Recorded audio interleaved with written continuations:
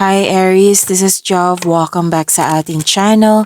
By the way, Aries, this is your weekly gabay tarot reading ngayong June 24 to 28, 2026. Gamitin ang reading na ito bilang gabay lamang. Tandaan, Aries, kunin niyo lamang ang mga mensaheng tumatama sa inyong sitwasyon at iwanan ang hindi. Gabay lang ito at ikaw pa rin na may hawak ng tadhana mo.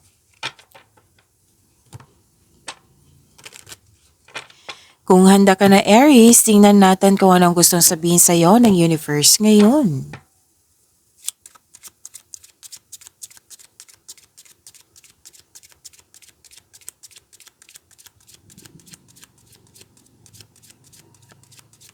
Mga parating po para kay Aries ngayong June 24 to 28, 2026.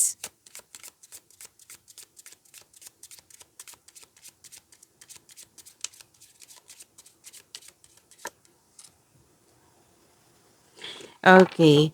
May nakita ako ditong deal, commitment, promises, agreement, at signing of contract.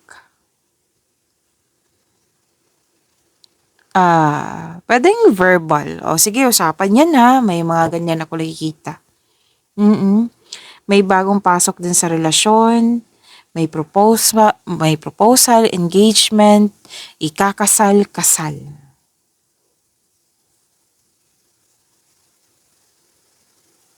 May nag-uusap din tungkol sa marriage contract.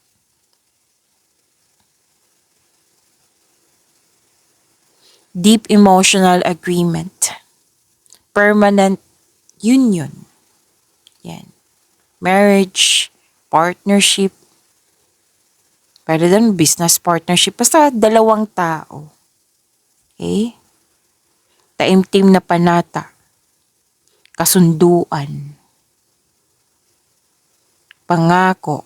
Katapatan. Matagumpay na union.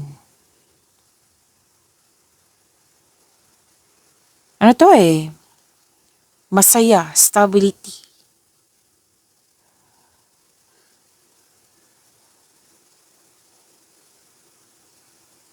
Yung pangmatagalang layunin, maayos na ngayon.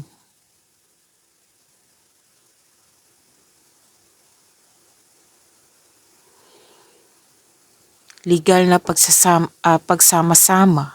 Pagsasama-sama. Okay?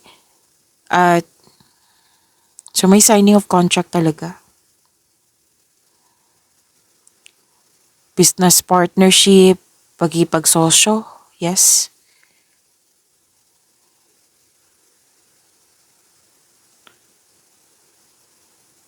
So kasiyahan ang nakikita ko dito. Masaya. Masaya sa mga ganap.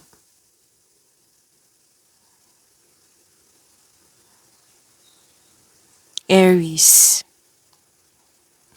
At sabi din dito,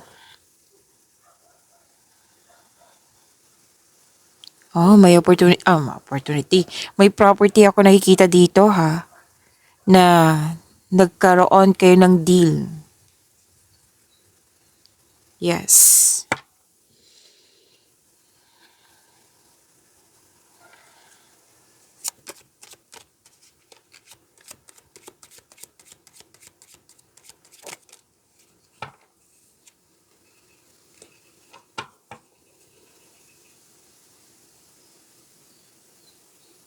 May nakita ko dito ang tumiwalag, umiwas, separation, closure, or space.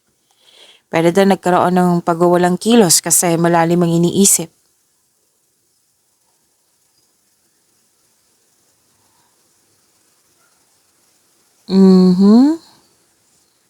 Pwedeng end of contract din to ha.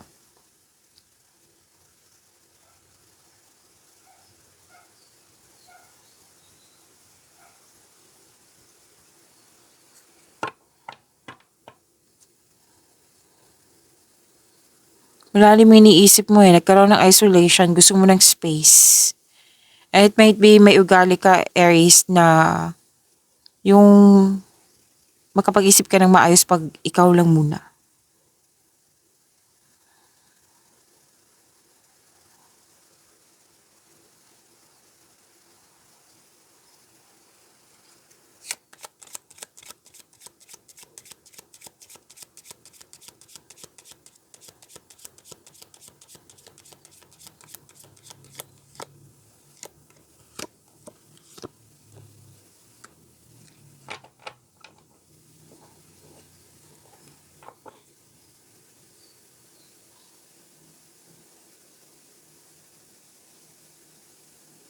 Okay. Ah, na-burnout eh. Pwedeng irritable ka kasi na-burnout. Marami kasing iniisip. Marami ding ginagawa. Pwedeng nape-pressure ka din. Tapos, umiwas kayo kasi pwedeng ma-provoke kayo na magkakaroon ng argument na sana hindi. Sana'y maiwasan. Kasi may ano dito, irritable na anoy. Iritasyon at alitan.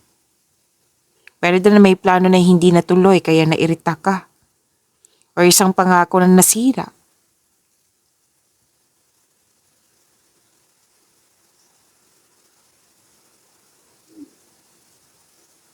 So, kailangan kumalma. Kasi nakikita ko dito, syempre burnout, di ba? Mainit talagang ulo niyan. Madaling mairita. So, kailangan maging kalmado. Kasi posible kasi na-provoke ka talaga. Okay? Kasi kung wala kasing solusyon dito sa init ng ulo. Ang advice kasi ng card dito na kailangan maging yung express to. Hindi naman to mali eh. Itong feelings mo. Kasi that is normal. Kailangan i-express lang po. Huwag kimkimin. Kasi some of you, nakikita ko dito, tahimik, kim-kim talaga. Oh, hindi yan nakakabuti sa inyong energy. Kailangan i-release to. Kahit ano man tong mga paraan mo na i-release ito. Like yung space muna. Or pwede din na the best way is to pray. Isuko mo lahat kay God. Yung mga nararamdaman mo at hingi ka ng divine assistance.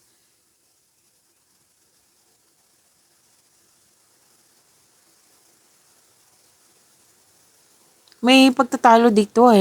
Maliit lang na bagay. Parang na-trigger talaga. Okay? May concern din sa cold ang treatment. Kaya nainis ka.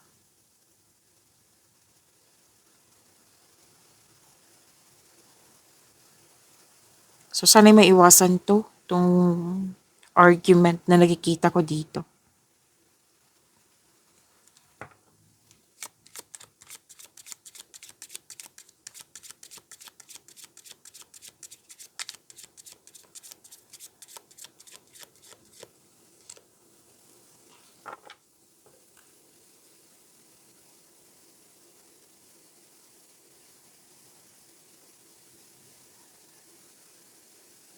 Oh. Ano to eh? Mawawala tong init ng ulo. Ma-overcome din to kasi mas mangingibabaw yung love. Yes. So may ano dito na fall in love, may proposal pa rin. So dalawang card na mismo nagsabi niya na may proposal, may pagkakaisa. So magiging maayos din po. Romantic proposal to eh. Mutual affection, falling in love. Masaya, masaya. Magiging okay din ng lahat kasi mas umaapaw talaga yung pagmamahalan. Okay? At tagumpay na relasyon, malalim ng pagmamahal. Kung single ka, nakikita ko dito na papasok ka sa buhay. Yung papasok sa buhay mo ang true love. Wow. Sana all, Aries. Kung ikaw ay may relasyon sa buhay mag-asawa, nagpapahiwatig to ng isang parating na sa mga relasyon muna, kasal talaga. Dalawang card na mismo nagsabi dito. May nagsabi nga sa akin ngayon na may kasal na, may nagkaroon ng date. Tapos may away, may challenge na away. Mainit ang ulo kasi pwedeng nape-pressure sa pag-prepare ng kasal. Oo, di ba yan usually? Usually yan yung narinig ko eh. Usually. Hindi naman sa lahat. Oo, nape-pressure kasi to eh. Tapos, matutuloy talaga. Sinabi ng card dito, matutuloy talaga yung kasal. Pero then, ang couple dito, a-attend kayo ng kasal. So, may pagdeklara dito ng malalim na pangako or pagkamit ng perpektong emotional na kaligayahan. Sa karera, kung sa karera man to, ginagawa mo, masaya ka, ginagawa mo yung mga gusto mo. Kumbaga yung mga ginagawa mo dyan, ay nakanay sa passion mo. Nag-enjoy ka sa mga ginagawa mo dyan. May nakita din akong business partnership dito ha, or nagtutulungan lang kayong dalawa.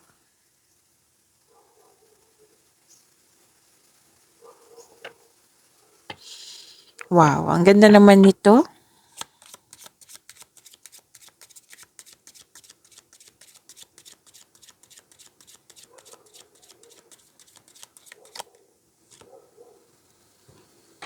Oh, okay din ang lahat. Ganda. You're about to be surprised. May nakita nga ako dito, Aries na. Yung horrible siya, like hirap ka sa it. Pwedeng sa pakikitungo mo sa ibang tao, connection to sa isang tao or sa mga ginagawa mo dyan. Basta, ano siya eh, sa start pa lang talagang hirap na hirap. Pero at the end of the day, magkakaroon siya ng positive outcome. May nakita rin ako na worried ka sa isang sitwasyon or sa status pa yan, condition. Very, very worried nga. Tapos, at the end of the day, makakatanggap ka ng magandang balita. Or pwede din, hindi ka nag-e-effort, pero at the end of the day, positive outcome siya. Gulat na gulat ka na, wow, nagkaroon ng positive outcome na hindi naman ako nagbigay ng best effort. Diba? Ang ganda. I-claim niyo po. This is wish fulfillment. Joy, shocking, yung shock blessings. This is unexpected pleasant revelations, emotional fulfillment, yung biglaan, a sudden happy turns of events, unplanned joy, biglaang masasayang pagbabago ng mga pangyayari, emotional na katuparan. Ang ganda naman nito. So, kung para sa mga walang asawa, sa love life tayo, para sa mga walang asawa, ang pag-ibig ay dumarating ng hindi inaasahan mula sa isang hindi inaasahang tao o lugar. Para sa mga mag-asawa, sa mga relasyon, romantikong pagtagumpay ito eh. Oh, may kasal talaga. Paulit-ulit na sinasabi dito, 3 card na mismo nagsabi. Or mabilis na anong tawag nito? Pag-level up sa inyong relasyon. Sa career to, lucky break po ito. Oo, may alok eh. May alok, hindi inasahang alok na trabaho, posisyon, kung ano man po ito. Na-surprise ka nito eh. Pwede din corporate bonus to. May binigay na bonus sa iyo. Or project. Unexpected windfalls to ha kung sa kaperahan. Ganda naman ng cards. Aries. Pwede din na may nagbigay sa'yo ng pera. Regalo kasi nakikita ko dito. Regalong pinansyal. Pwede din refund ng buwis. May refund bang buwis ngayon? Di ba January yan? Baka ibang country to. Baka ibang country.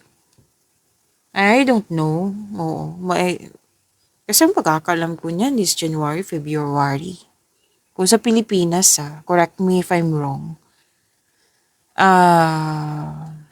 Pwede din may nanalo dito. Sa raffle, kung ano man po ito. Diba? Ang ganda. Claim, claim, claim.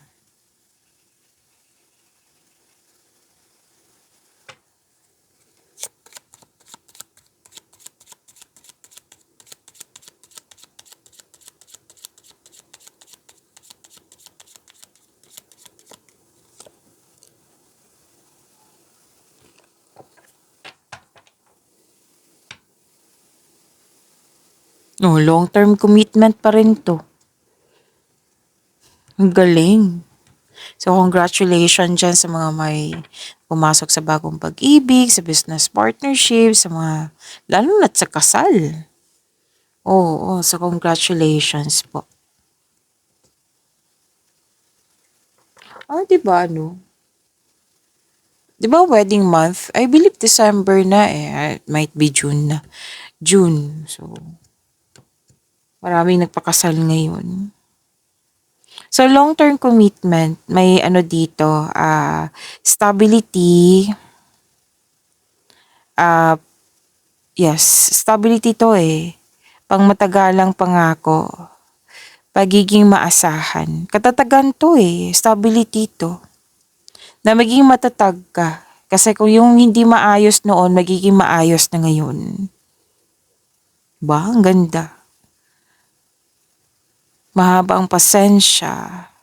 Nang dahil sa pagkakaroon ng mahabang pasensya, magkakaroon talaga ng growth. Yan ang sabi ng card dito.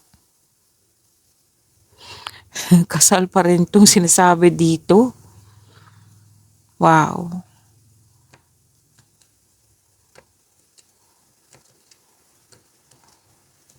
So ang ilan dito may offer na posisyon. Security din sa trabaho. Wow, ang ganda naman. Stability long-term stability sa career, sa money, generational wealth at safe asset ang nakikita ko dito. Nagkaroon ng ano dito magandang plano for financial stability.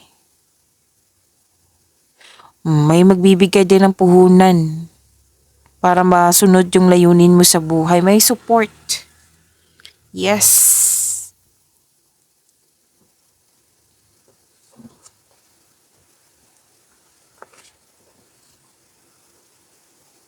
May tao dito na gumaganda yung cards mo. Ang ganda naman. May tao dito na very trusted talaga. Like total trust. Deep emotional bonding. Like unshakable loyalty. Yan. So, very tapat. Security kasi to eh. May tao dyan na very, alam mong safe na safe ka. Eh? Na yung mga plano mo ligtas sa kanya. Very supportive yung energy niya. Yes. Okay, so let's proceed. Kuha tayo ng Archangel message for you, Aries. Ngayong June 24 to 28, 2026.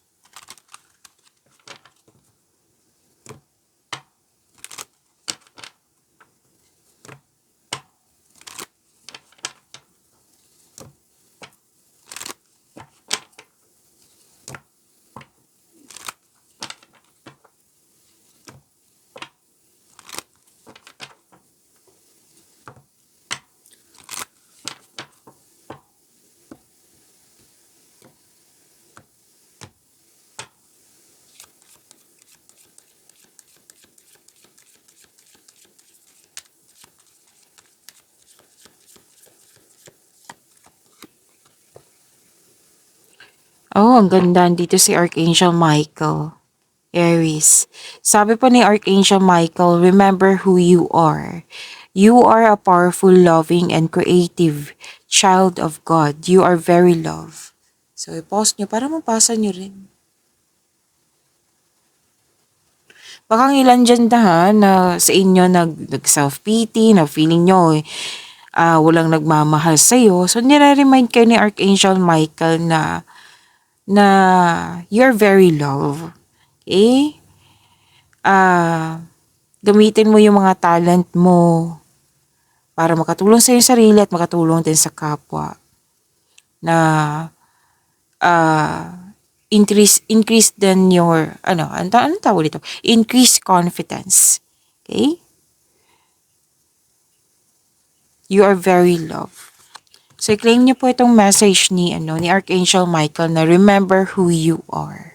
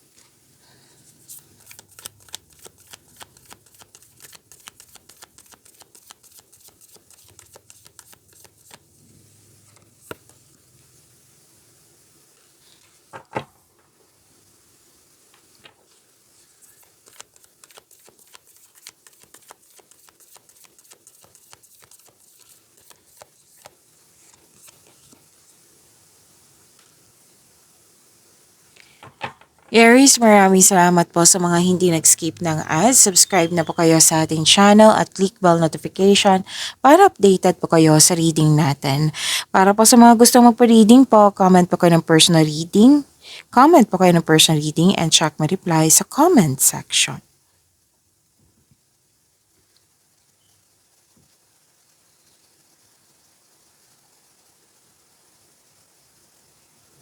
Okay, energy ni Aries.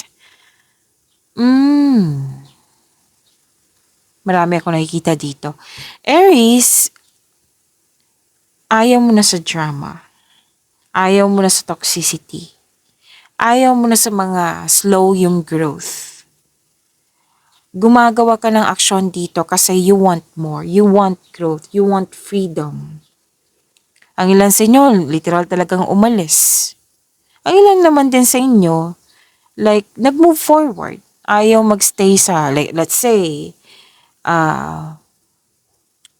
hindi mo kontrolado yung sitwasyon. So, nag-move forward ka. Nagpasya ka mag-move forward. Okay? Yes. Let's say, nagkaroon ng unhealthy connection sa isang tao. So, nagdesisyon ka dito mag-move forward.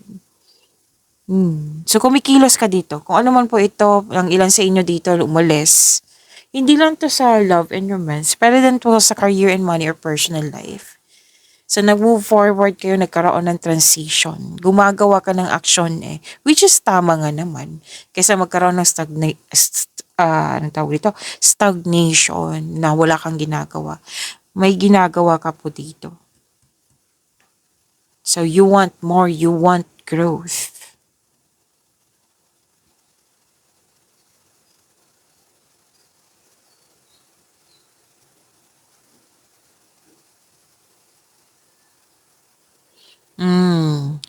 So, tama yung desisyon mo na mag-move forward kasi magkakaroon talaga ng balanse. Magkakaroon po ng stability, which is lumabas din kanina yung stability. Magkakaroon din ng pagkakaisa. At nagsabing yung card dito na maging balanse sa inyong schedule kasi nakikita ko dito marami kang ginagawa, like busy.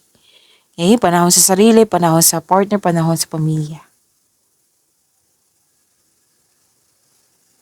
And may sabi din ng yung card dito tungkol sa inyong kaperahan na i-manage nyo po. Okay? I-manage nyo po tamang pag-manage ukol sa pinansyal at budget para mas lumago pa ang iyong kaperahan.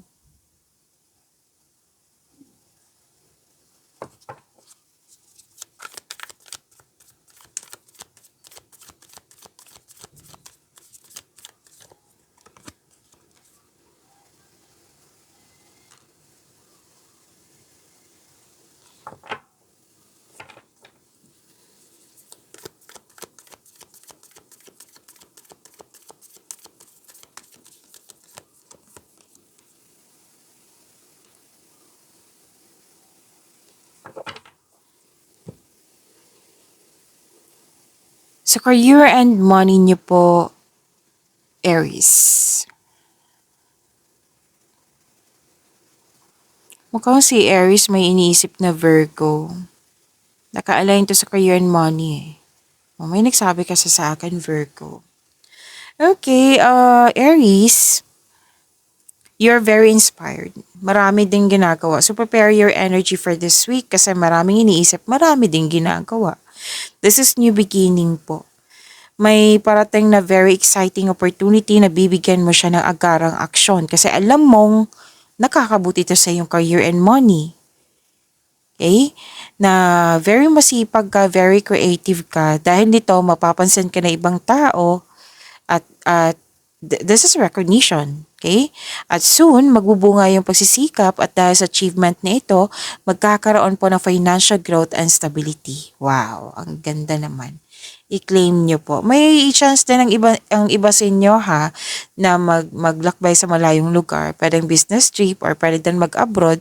Kung nasa abroad ka, pwede din uuwi ka tapos balik ka na naman sa abroad.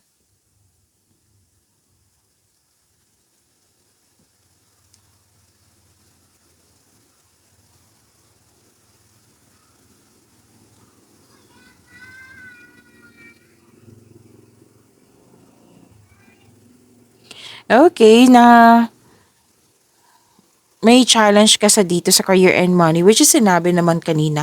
Basta huwag kayong sumuko. Kasi nakikita ko dito very focused ka sa mga gawain mo. May dumating na distraction. Okay? Na sabi ng card, huwag kumbaga, huwag susuko. Like, tapusin mo yung nag-aantay na gawain. Okay? Sabi ng yung card. Kasi, kailangan kasi ng mahabang pasensya nito eh. Let's say, kasi may sabi dito na may mataas ang ego mo, pride. Pwedeng na-distract ka sa mga pag-ugaling ito. Tapos nahinto yung mga ginagawa mo dyan. Sabi ng card, ipagpatuloy mo yung mga gawain mo dyan. Tapusin mo. Kailangan ng mahabang pasensya. Okay?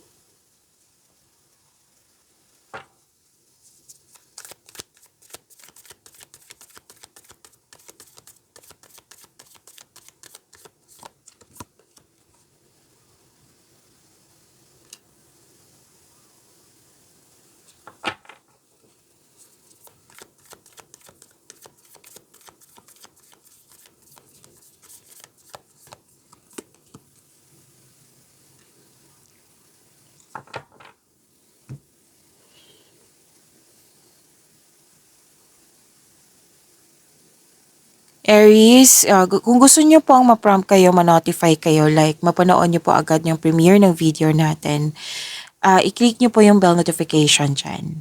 Kung hindi niyo po alam, magpaturo po. Huwag niyo din kalimutan na mag-subscribe sa channel natin. Nag-o-offer po ako ng rush reading. Kung gusto niyo po, comment down personal reading at antayin yung reply ko.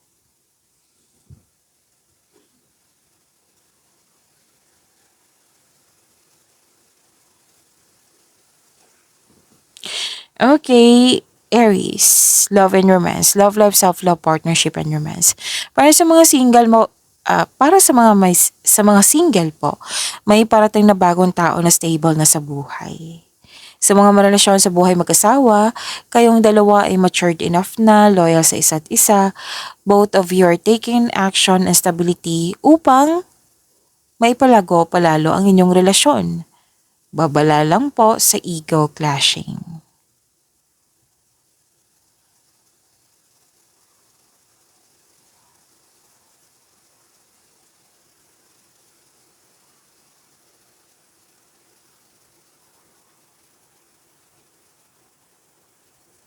Okay. Ang ganda nito eh. Kasi this is bagong relasyon which is sumabas naman kanina na may nagbigay ng unconditional love sa'yo. May nagkagustuhan, may ligawan, bagong kaibigan, bagong kasamahan na magaan ang loob mo sa kanya. Nagkaroon ka din ng time sa iyong sarili. Nagpaganda, nagpapogi. This is gift from the universe. The divine is offering you a new love na may parating na bagong pag-ibig. You love yourself more, may bagong kaibigan, bagong kasamahan nga, or yun nga, bagong pag-ibig, like relasyon, na magbibigay ng love, peace, and happiness sa iyong buhay. Okay? Sa mga relasyon sa buhay mag-asawa, may nagkaayos, may nagkabalikan, supportive at mahal na mahal nyo ang isa't isa, masaya. Oo, nagkaroon ng positive emotions flow. Pwede din may buntis or nanganak, the arrival of a new baby.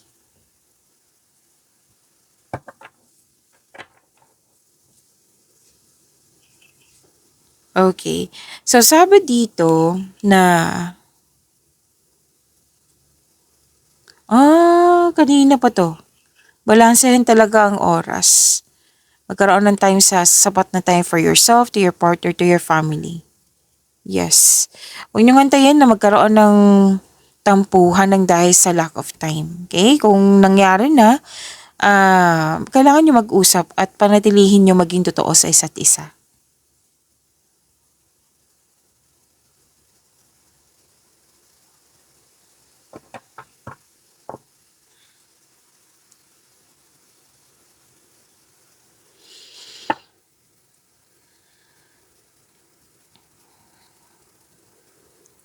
Mhm. May nakita ko dito eh, marami kang nililigawan or maraming naligaw sa'yo.